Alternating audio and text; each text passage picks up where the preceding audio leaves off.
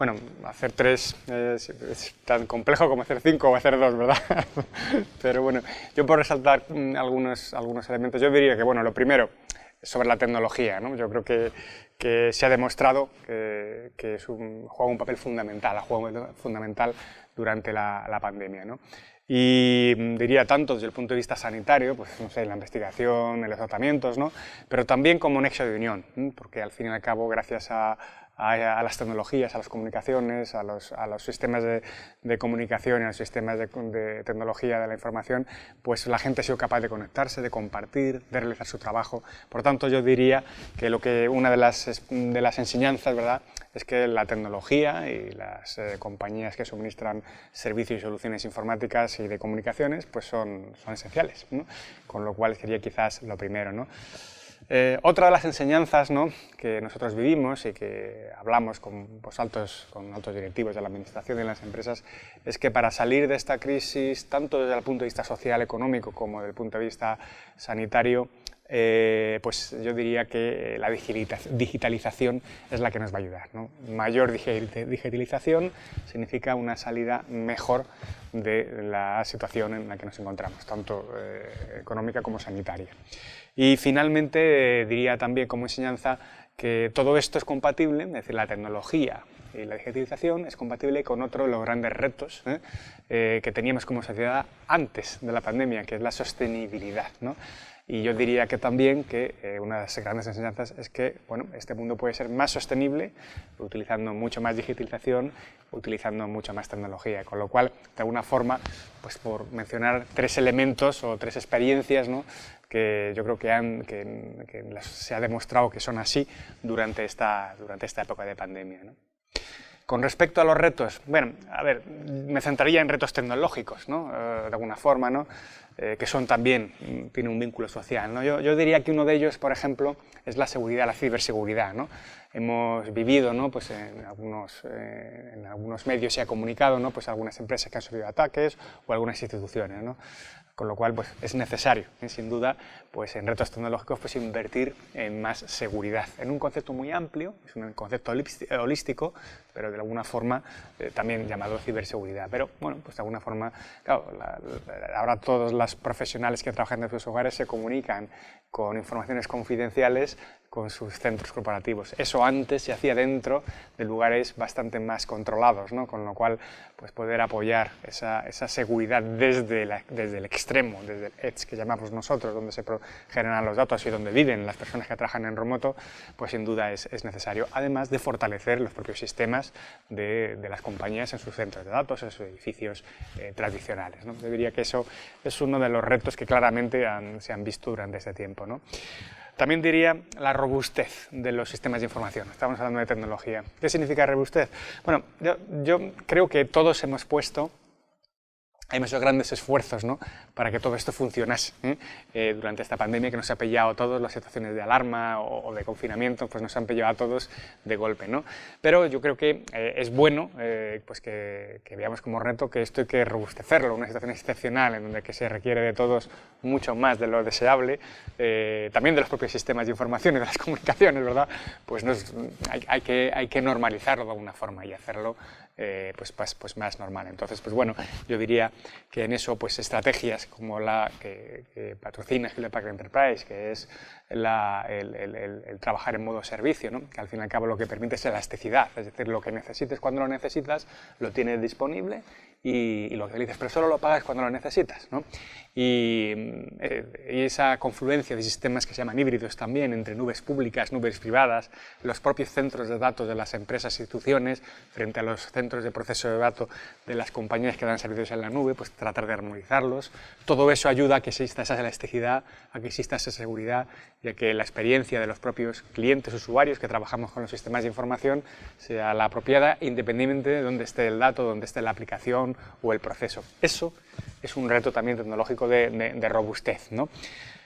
Con respecto a los datos, pues también, bueno, la cantidad de datos que se mueven cada vez es mayor y esto hace que se muevan todavía más datos, puesto que hemos observado como pues, el comercio electrónico, hemos observado como la teleasistencia médica, en fin, miles de ejemplos, hasta las cartas de los restaurantes, cuando volvemos a ir a restaurantes son ahora mismo digitales, ¿verdad? Y nos conectamos, ¿no? Claro, todos estos son datos que se mueven, ¿no? Y hay previsiones que hablan de cantidades de datos de, no sé, 3,5 zettabytes, ¿no? O algo así, que son cantidades tremendamente grandes en los próximos años. Claro, todo eso hay que procesarlo y hay que sacar valor de esa información, ¿no? Y la mayor parte de esos datos, pues hay que armonizarlos para sacar un valor de todos ellos. Pues eso también es uno de los retos tecnológicos de los que estamos hablando, ¿no?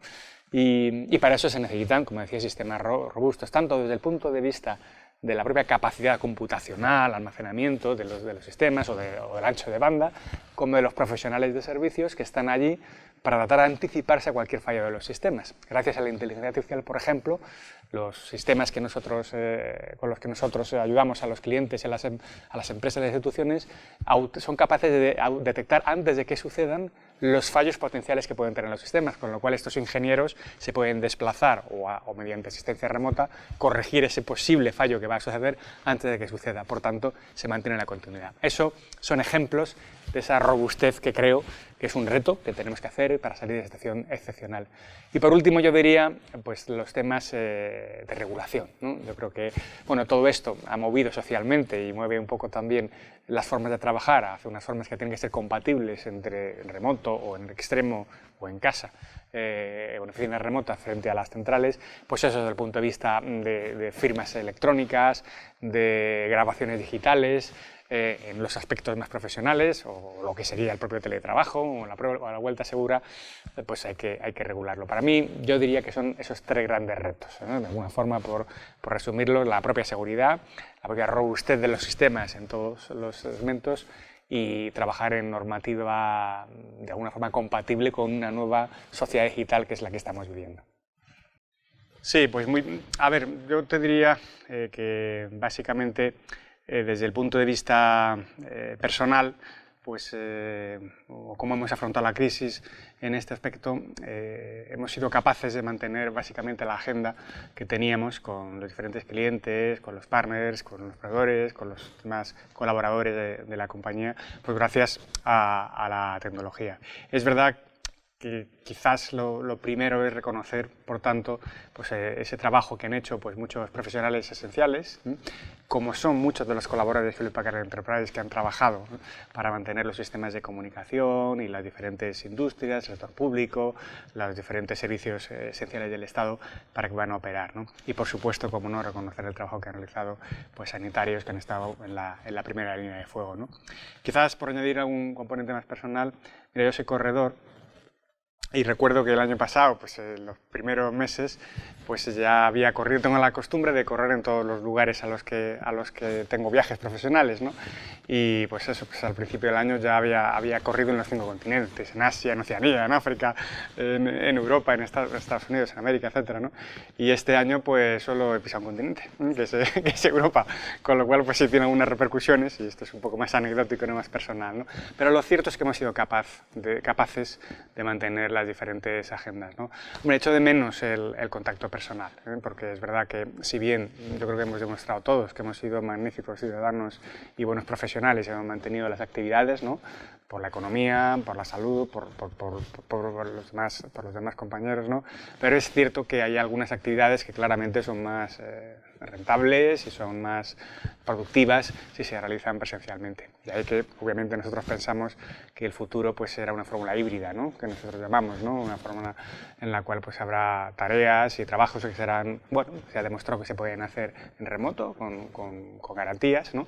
Por tanto, más de tipo teletrabajo, y habrá otras que se harán presenciales. Aquí también importante, ¿no? Como experiencia, ¿no?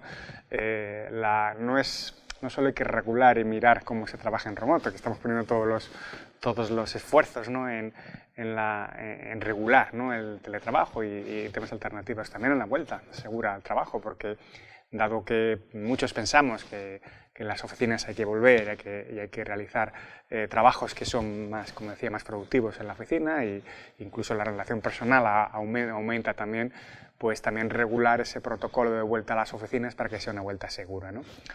Y también compartir en estos tiempos, ¿no? Con vosotros, ¿no? Contigo, Pablo, pues que una de las lecturas es que podemos hacer mucho bien también social, ¿no? Y que empresas, ¿no? Que pues son capaces de colaborar en hacer las cosas bien, ¿no? Dentro de nuestra cultura hay uno de los valores, de las conductas, de las creencias que llamamos, que es que con la tecnología podemos ayudar y ser una fuerza de bien, se llama, una force for good. Y claramente durante esta pandemia hemos vivido situaciones de este estilo. Por un lado con los colaboradores, ¿no? Pues fomentando la conciliación, ocupándonos pues, de que la gente tenga capacidad para poder mantener una salud física, hacer deporte, también salud psicológica y, como decía, inclusividad, etcétera, ¿no? Con lo cual, pues en esa línea pues hemos visto, pero también desde el punto de vista de colaboración con la sociedad y con los clientes, ¿no? Pues tanto pues, dotando de ingenieros de apoyo a las infraestructuras críticas del Estado, como también haciendo algún tipo de donación o colaboración pues, para que existan comunicaciones en aquellos hoteles medicalizados o hospitales de campaña que en algunos momentos ha sido necesario utilizar. Pues hombre, yo creo, Pablo, que es obvio, no solo como tecnología, pero como cualquiera de las compañías y de estos organismos con los que has podido hablar durante estos días, ¿no? Pero es obvio que se produce un cambio en la sociedad como respuesta también, o como respuesta o como raíz, se puede ver de las dos formas, de esta mayor digitalización, ¿no? Valga como ejemplo que lo que estiman los analistas es que va a haber en torno a 55.000 millones de dispositivos, Internet de las cosas, conectados, ¿no? Claro, todo eso obviamente pues es lo que está generando esos grandes cambios y esas necesidades que hay que implementar para que todo eso funcione apropiadamente y con los niveles apropiados de seguridad, de privacidad, pero también de rendimiento, ¿no? Por tanto, yo diría que eso es un escenario futuro en el que tenemos ahora el cambio social, ¿no? La aceleración de la transformación digital está asociado, es decir, tenemos ese cambio social, tenemos esa disponibilidad tecnológica y por tanto se acelera la transformación digital, algo de lo que hablan tanto en los sectores públicos como privados, ¿no? Y esa transformación digital pues también como un medio de colaboración, ¿verdad?, entre grandes y pequeñas empresas, distribución, etcétera. Hablan los que andan haciendo previsiones de estas cosas que el gasto en transformación digital se va más que duplicar de un año para otro, ¿no? Como consecuencia de estas situaciones, ¿no? Yo ahí diría también, ¿no?, que en esas necesidades que debemos cubrir, bueno, es una oportunidad para España, pero cuando se produce una revolución digital de este calado o una revolución industrial como la que estamos viviendo, es un momento de oportunidades y donde algunas sociedades con productos interiores brutos más pequeños frente a su población pues pueden acelerarlo, ¿no? Por lo tanto, aprovechar esa oportunidad que tenemos también, que nos da una desgracia, que es la propia pandemia, pero aprovecharlo como una oportunidad para acelerar esa transformación digital y que España se convierta en uno de los países donde más transformados están, donde hay más capacidad de digitalización y por tanto de exportar servicios, exportar tecnología desde el propio país. Yo diría que también la necesidad es a cubrir, pero bueno, es lo que estamos viendo, ¿no?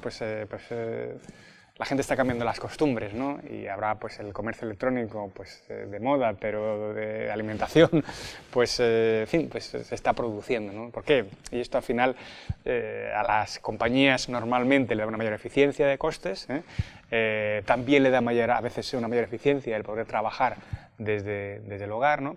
Y por tanto pues todo esto son necesidades que hay que ver desde otra forma, ¿no? Y desde el punto de vista mucho más tecnológico yo te diría que nosotros vemos unas tendencias que hay que cubrir como necesidades, ¿no? Hemos hablado de las anchas de banda de las comunicaciones. 5G es algo que acelerar ese 5G va a permitir que esta transformación social que estamos viendo y esta aceleración de la transformación digital se produzca más rápidamente. Pero 5G tiene una vertiente de interconexión con las Wi-Fi, la Wi-Fi 6, que permite un cambio entre 5G y Wi-Fi de una manera transparente para el usuario, para el ciudadano, para la persona que está ahí, ¿no? Es una transformación en la cual pues, también Hewlett Packard Enterprise puede ayudar y que se está produciendo, ¿no? He mencionado antes también temas relacionados con la inteligencia artificial. Es una oportunidad. Con los altos o los grandes sistemas escalares de supercomputación que hay, se pueden hacer muchas cosas de procesamiento de datos y por tanto de extraer valor a la información, a los datos que están en los sistemas. Inteligencia artificial como tecnología y supercomputación como solución para acelerarlo, ¿no? Y bueno, la ciberseguridad que hemos hablado con todos los ingredientes, desde el extremo hasta las múltiples nubes, no solo en los centros de datos, ¿de acuerdo? Es un concepto de seguridad holístico, muy amplio, ¿no? Que nosotros apostamos también en esos escenarios futuros donde podemos colaborar pues por modelos que llamamos como servicio, porque son modelos muy elásticos, que permiten al cliente, a la empresa, a la institución tener todo el control de sus datos, porque residen en sus propios centros de proceso de datos, pero con los beneficios de lo que es una facturación por aquello que consumen y, por tanto, mejor optimización de costes y también con los beneficios de la elasticidad. Es decir, si necesitan más potencia de cálculo, más capacidad de almacenamiento, en ese momento puntual la obtienen. Si necesitan menos, tienen menos y por tanto solo pagan por aquello que consumen, ¿no? Esto llevado a procesos y además llevado a llevarlo tanto en el propio centro de procesos de datos donde tiene las empresas e instituciones los datos o hasta las múltiples nubes que pueden proporcionar los servicios, hacerlo transparente es una necesidad para poder gestionar todas estas cargas de trabajo y procesos ampliados en los que estamos viviendo y en eso pues estamos colaborando. Nosotros creemos en esta colaboración público-privada, creemos en que aquí todos tenemos que trabajar para obtener, para que esa evolución, una sociedad más digital y por tanto también una recuperación más activa y rápida de la economía se produzca, ¿no? Tenemos una larga historia de colaboración con las diferentes instituciones, con los gobiernos centrales, autonómicos, los locales y por tanto colaboramos con ellos, pero es cierto que es una oportunidad magnífica para utilizar la colaboración público-privada y también entre sectores, las entidades financieras con las operadoras o con las industriales o las pequeñas y medianas empresas con las grandes corporaciones. Es un momento para que se establezcan todo ese tipo de relaciones y claramente evolucionemos en un sistema más permeable, de menos nicho y por tanto que se produzca pues esa colaboración, ¿no? Esta colaboración nos tiene que llevar además también a poder utilizar estos fondos europeos y estos apoyos que vamos a tener para acelerar la transformación, ¿no? Y nosotros creemos que esa colaboración, tanto desde el punto de vista de asesoría y consejo, que pueden las empresas también apoyar a las instituciones, como desde el punto de vista de las propias soluciones tecnológicas que pueden aportar y trabajar conjuntamente puede funcionar. Yo diría que además lo tenemos que hacer bien. Yo creo que es una oportunidad para utilizar también algunos fondos para acelerar el crecimiento, utilizarlos bien, no solo en acelerar algo puntual, sino en radicalmente transformar, y por tanto invertir en infraestructuras a largo plazo que permitan ese mayor ancho de banda, mayor capacidad de cómputo, incluso que nuestro país exporte tecnología, exporte soluciones y no seamos un mero importador de otras cosas que hacen los demás. Por tanto, yo en esa línea diría que esa colaboración público-privada también puede ayudar a estas cosas, ¿no? Diría que también hay una cierta carencia de profesionales preparados para estas nuevas tecnologías y tendencias que estamos viviendo, para el Big Data, la inteligencia artificial, para la seguridad.